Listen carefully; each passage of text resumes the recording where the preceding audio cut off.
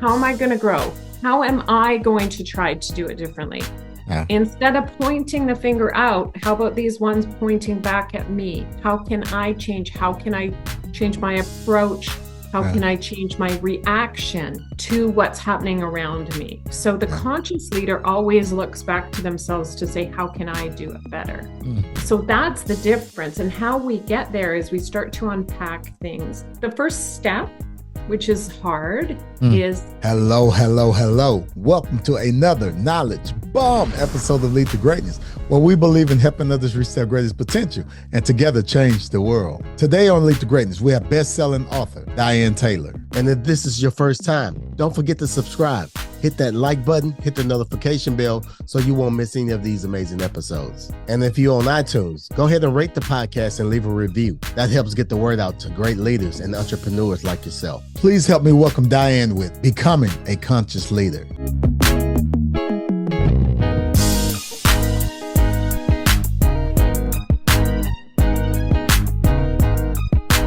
This is Cedric Francis, and you're listening to Lead to Greatness. My name is Diane Taylor, and I'm a strategic leadership coach, and I help senior leaders build winning teams. My background spans 20 years in the corporate world as a human resources professional, and then 12 plus years being the founder and CEO of Glow Leadership Incorporated, where I do various things with senior leadership teams to help them optimize their people. And in October, I became the best-selling author of Elevate Potential, a conscious approach to success, and it debuted as #1 in hot new releases and leadership. My father was an entrepreneur, so I think it's in the blood, definitely. But in 2012, I had one of the hardest years of my life. It started off with my father passing away. And then I came back to work. And at that time, I was working for one of Canada's largest retailers. In that 1 year, I went through a process of closing 5 big box stores, which meant, eliminating thousands of jobs. And then eliminating 5 support departments and moving them to another province, which culminated with cutting my team by 2/3. So I knew my time was coming after I did all the dirty work, that my name would get on that list. So I started by writing a blog, which I knew it was going to eventually turn into a business. And so I took the opportunity when my position was eliminated to put my big girl pants on and become an entrepreneur. And I'll let you know, it's been the most humbling and rewarding thing I've ever done. How did you manage through that? Well, it's interesting because I did what most of us do, is we just soldier through it, right? I had the most excellent team ever at that time, and we were very committed to leave everyone with dignity and ensure that this was more than just logistics. And so I believe did an excellent job communicating the messages, transitioning the people. And I always have held a belief that when someone leaves an organization, when one door closes, a better door always opens. I have to believe that in what I do. And typically I have run into people 6 months later and they look like 5 years younger because they're happier and, engaged in life. So I held on to that. But I also became aware that the left side of my body was aching and I had rib pain in my left side. And, the stress and emotion and the guilt and the grief of doing that work did physically affect my body. And a lot of people are not aware of their aches and pains and where those are coming from. And I wasn't in the moment, but after now I can look back and go, oh yes, that was definitely a piece of that. Wow. Diane, I really wanted you to get into this because a lot of individuals are dealing with this right now. And in your book, you talked about overcoming unprocessed emotions.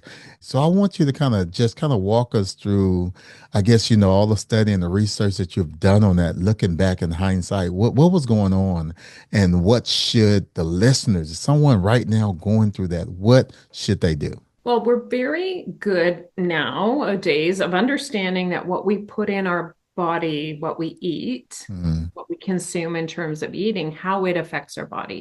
Yeah. We know that when we consume sugar or alcohol or something, there's going to usually be a negative impact to that. Yeah. We try to avoid it because we like our drugs of choice Right. to avoid the pains we're feeling in life. But Yeah. we understand that by consuming something we eat, ingest in our physical body, there will be an impact. What we're not as versed in or understand as much is that other things that we consume. And if you think about, if you do not feel, process, and allow your emotions to move through you, where are they going to go? They go inside. We just push them down. And then we wonder why we have that little explosion or blow up or trigger moment, because we pushed all these emotions down. They don't go away. They reside in us and they cause dis-ease, starts to change our cells and actually change our physical bodies. I'm listening because you said this is disease, and Disease. wow, this is crazy. This is crazy because I mean, yeah, like you said, we do get the aspect of food, but the indicators in our bodies, just like our car, I mean, the light go off. I mean, you're checking things. So I want you to kind of these unprocessed emotions. We seem to suppress it and all these things, but let's talk about why are the emotions important, and should we stray away from it, or should we just embrace it? We should embrace it. Yeah. It's one of the most powerful things that we can do is to create awareness around our emotion. And, you know, the very famous and beloved Brene Brown wrote an entire book called The Atlas of the Heart, and she talks about every single emotion. But from my perspective, I look at the importance of emotion is understanding that as a human being, we do experience emotion. Avoiding them will never result in a good outcome.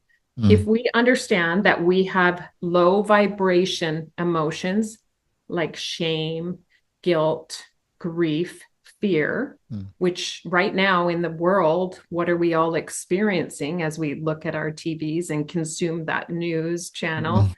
Or doom scroll through our social media? It is like that can create a lot of negative emotions. Or we can get to a point where most human beings are at a neutral point. It's labeled as courage. Each emotion emits a charge. So if we were to hook you up to like a machine, scientists hook people up and they put people in a state of fear, and it emits out 20 hertz. But if we come up to just a neutral state where we're not having negative emotion, we go up to 200. But if we experience the emotion of love, we move up to 528 hertz. Wow. And that is expansive. Amazing. And that allows all of the goodness to come to us. When we do that, we are in control. We have the power. We have the power to control our emotions. And, you know, I learned this the hard way. When I was 17, I was suicidal. I tried to kill myself 3 times. I would spend hours listening to sad music, ruminating in negative emotion, bringing myself down. Wow. And I've learned drug-free how to bring myself up, how to high vibe. I call it high vibe, but increase my vibration so that I can actually affect the way I feel, the way I show up, and what I attract in my life. What advice would you give someone that may be listening right now and said, Diane, that's me. That's me. I'm here right now. And this episode is my last hope. What would you tell them? I would say, don't give up. You're not alone. The tide will come back in. I know without a doubt, but don't try to do it on your own. Reach out to someone and find the help that you need, because there's no shame in finding help. The courageous people find help. And the fact that you can feel this low means that you can feel the converse, which means there's a lot of joy coming on the other side of this. When this tide comes back in, the joy you are going to feel is going to be so great that it is worth it. So just take the next step, one day at a time, get some help, you are loved, you are worthy. Do it for me until you can do it for yourself. And you talked about what happened in 2012. And 12 years later, here you are writing an amazing book called Elevation Potential. But let's talk about what inspired you to write this book and why. Yeah. So, what really inspired me to write the book? First of all, I was one of those people that thought I would never write a book because I'm not a big reader. Most authors are big readers. That's not me. I like to learn in quick bits of information. So typically reading, I do read some some fiction now just for enjoyment. But I've read, I'm the type of person that reads one business book a year and then does something with that with her people she coaches or something. So I didn't think I would ever write a book. So as my business, when I launched my business, I was doing a lot of leadership development training in person and in the old way of, okay, we're going to bring you in and you're going to be in the classroom for 8 hours. And I did that for many years. And what I realized was that the learning saturation point for adults is only 3 hours. So companies were wasting money bringing me in for the entire day and, doing cartwheels, trying to keep people's energy up so they could learn more. It wasn't the most effective way. So pre-COVID, I actually developed online leadership development, which I now facilitate in a hybrid fashion. And that allowed people to learn in digestible bites of information over time, which creates a meaningful change. And at the end of my sessions, my cohorts, what we do is we bring everyone together and they do a presentation to the senior leadership team about their takeaways. And it's the most wonderful, rewarding day I've ever get to experience. I love them. I've never had a bad one. But people, I've had people crying in the graduations. It is amazing. And I'm like, how can I get this to more people? How can I help more people take their control back, find their confidence, get their swagger so they can reach their highest potential? And not everyone has the luxury of their company bringing me in to do a training cohort. So I'm going to write a book that anyone can access for $20 on Amazon and do it themselves. So that's what made me write a book. So let's talk about hats off to you for what you're doing, how you're changing individuals, changing the thought of leadership, and even on the subject of topic, conscious leadership, which we're gonna get into. But I want you to kind of talk about why should someone consider reading your book? I think it will change your life. This is the roadmap to success. Success is your birthright. You deserve to know what is in this book. You deserve to have the success in your life that you desire. And this is an easy step way for you to get there for $20. It's a commitment to yourself. And I like to think it's an easy read. I share my story. I share different stories throughout. But then I walk people through some things to actually do. The last third of the book is all about you. So it's not just a read to put on the shelf. And, I often hear people, oh, I read 80 books this year. And my question is, great, but what did you change in your life as a result of those 80 books? Right? This is not about collecting more information. This is about learning things to do to change your life. So I'm a teacher, not an author, really. Yes. You're absolutely right with all the information around. I meet people all the time. You can go on TikTok, you got these quick videos, which is great. I mean, I've met people and I'm like, oh man, they're sharp.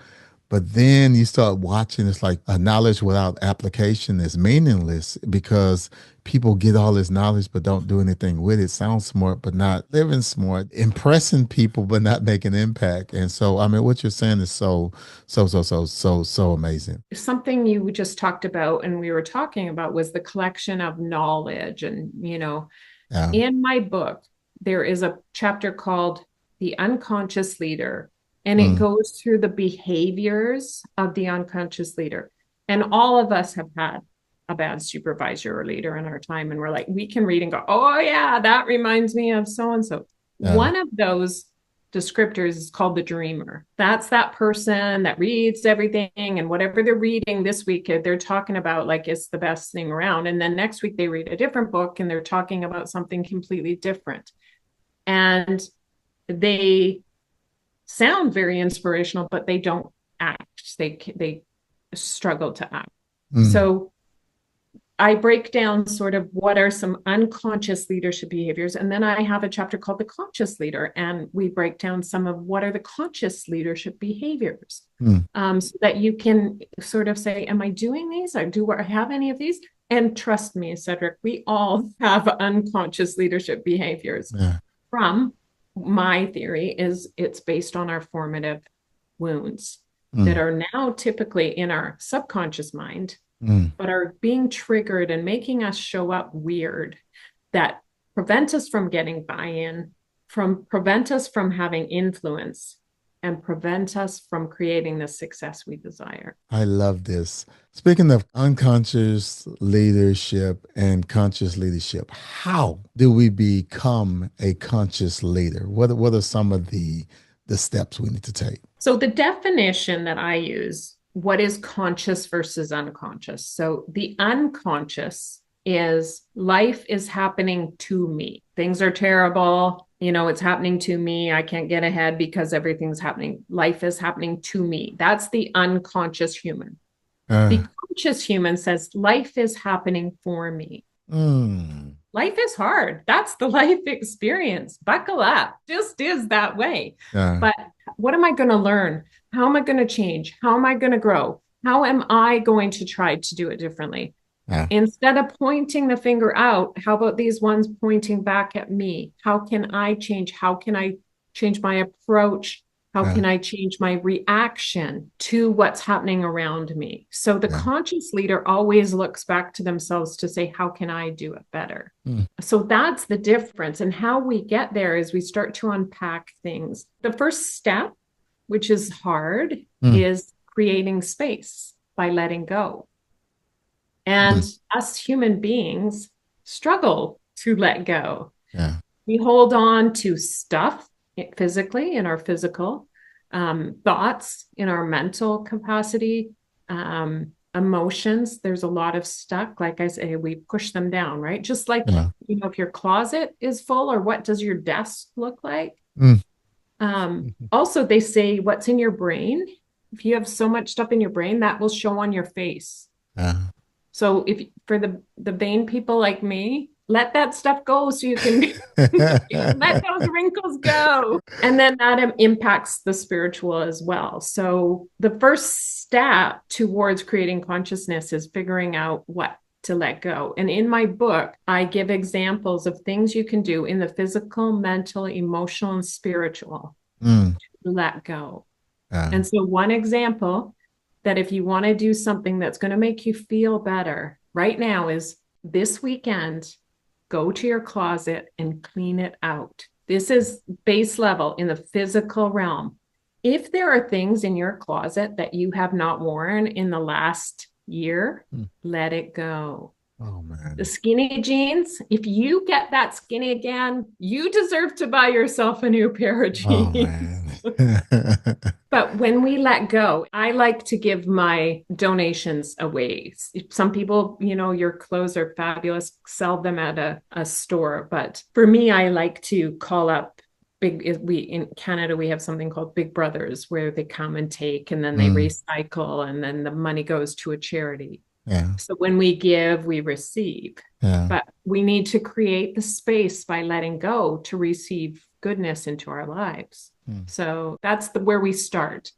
And there's a whole chapter on creating space, and then we move through other things as well. I remember this time in my life when I thought like I would get to a certain age and it would just be easy.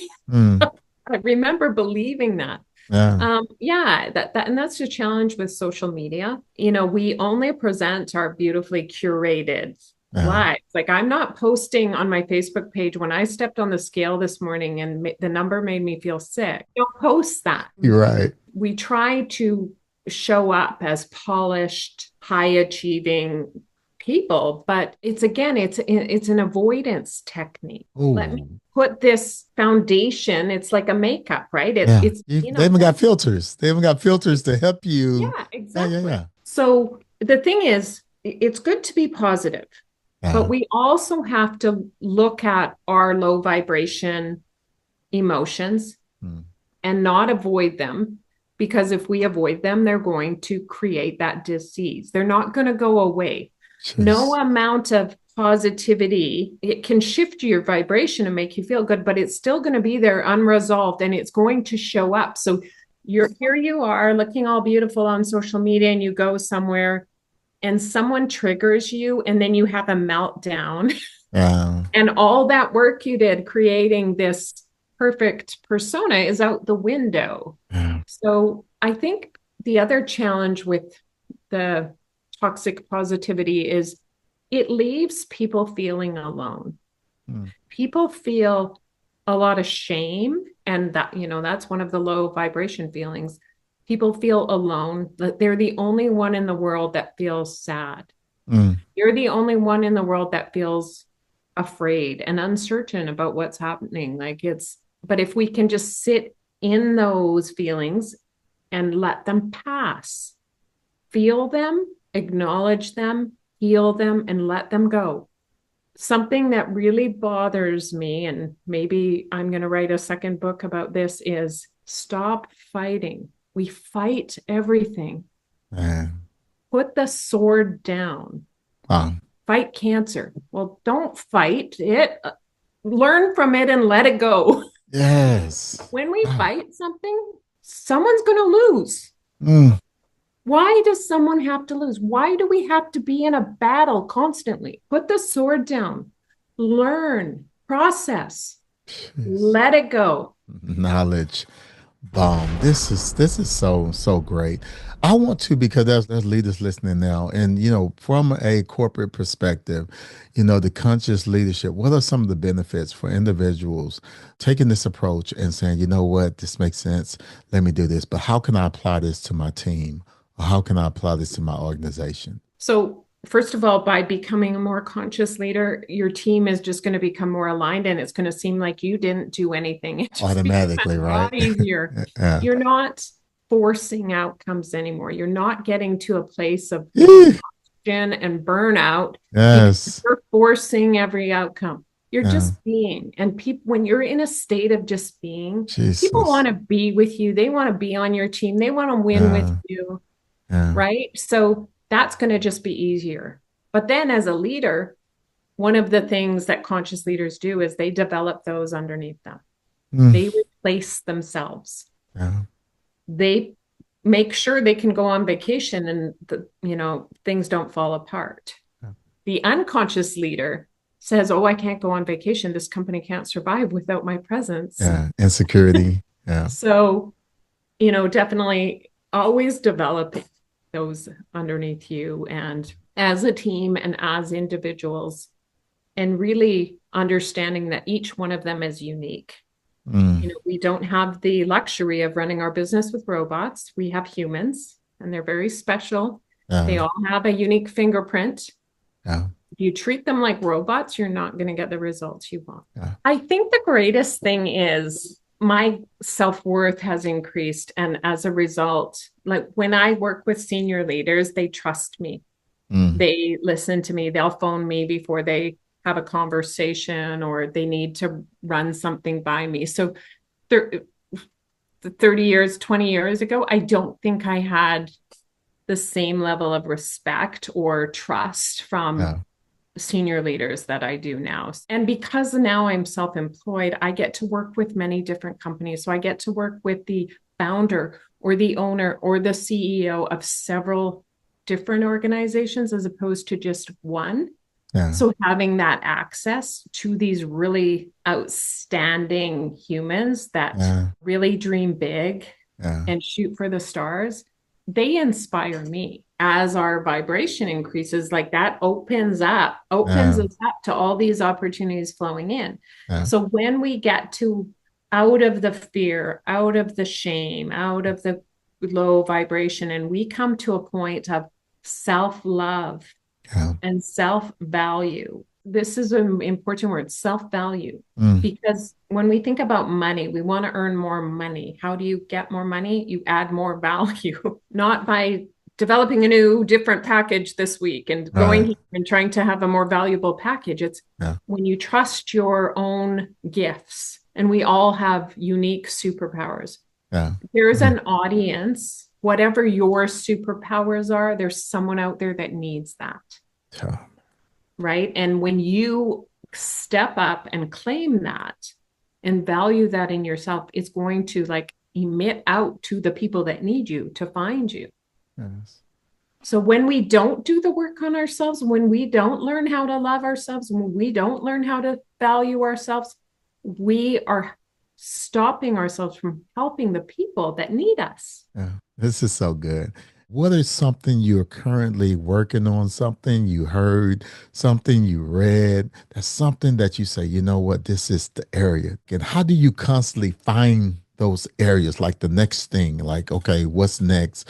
Okay, I worked on this. Okay, yeah, I'm doing pretty good in this. I'm consistent. Okay, what's next? How do you, what did that pattern look like? So for me, that is my morning meditation. Mm. I do better with a guided meditation when someone speaks to me than just music. Okay. But I listen to different things, and I go to YouTube for my meditations. Mm-hmm. And I have one that I do a lot. It's called the Morning Miracle Meditation with Mary Kate. And there's a space she talks you through, and then there's a space where you just listen and you allow whatever messages to come through. And then there's another space where you plan your day. So rather than seek, I first hear. I first create the guidance and then go from there. So one of the challenging things we as humans do is we give our power away. So we're always looking for answers outside of ourselves. So imagine if you're the human being standing on both feet, solid on the ground. But if you start leaning outside of yourself, it puts you off balance. Yeah. When we come back within, if we can get quiet and go within. So I'm guided by whatever comes to me in my quiet space. And that always delivers for me. And sometimes I just ask, like, what do I need to know today? So Lead to Greatness right now, you know, out of everything you just learned, what resonated with you, write something down. Write something down. It's like, okay, what am I going to take from this episode and what am I going to do today? For me, I wrote down cleaning up my closet. I'm cleaning up my closet because I definitely want to hit that next level. So there's some things that I've been holding on to, some things in my closet. So I'm going to do it physically so it allowed me to do it spiritually. That's my takeaway, and that's what I'm doing. Good. I got plenty of takeaways. That's my next That's step. an easy thing to do, Yeah, right? yeah, That is yeah. not a hard thing. Change Yeah. doesn't have to be hard. Evolution can be tuning the radio a little bit at a time. Yeah. Diane, this is amazing. Thank you so much for even allowing yourself as a human being to be able to pour into individuals, to make individuals better. Listen, get the book. So Diane, what I want you to do, I want you to, if someone wanted to connect with you and what you're doing, where should they go? Well, you can find me on my website at glowleadership.com or on Instagram or TikTok at Glow Leadership. And then my book, Elevate Potential, A Conscious Approach to Success, is on Amazon, Barnes & Noble, and you can walk into any bookstore and order it. So grab that. But I would love to connect with you and support you further in your journey. What are some other ways they can connect with you and how you or your team or curriculum or something you can do to pour into them? They say, you know what, I want to start now. Go to your human resources department or your senior leader and tell them you want to do training with Diane. Okay. So that would be, next level. I only work with cohorts of people, groups. Okay. So unfortunately, I don't work with individuals. So, the book is for individuals. If you have an organization that you're on the board and are looking for a speaker, I'd love to come and speak at your event and meet you in person, have an opportunity to shake your hand or give you a big hug. So you can do that as well. But you can, through my website, you can see my different offerings, training, coaching. Awesome. And everything is in the show notes. So just look at the show notes and you'll see all the links to everything she just mentioned. Diane, what are some last minute words you say? You know what, Cedric, or getting off the podcast, man, I wish he would have said this. I wish he would have mentioned this or whatever. What would that be? Well, here's the thing, Cedric. I'm working on trust. So I'm going to trust that we said everything that needs. I am letting go of my unconscious behavior of control. And I would just like to, reiterate that to all the listeners today. If you've made it this far in the podcast, all the way to the end, kudos to you. Kudos to you for trying to learn more, to make yourself better, to continue to grow, to understand that if you're not growing, you're dying. You are a champion for being here with us at this point in the interview. So you totally got this. I want to thank you for joining us today on the Lead to Greatness podcast. So remember, if you help others reach their greatest potential, together we can change the world. Peace.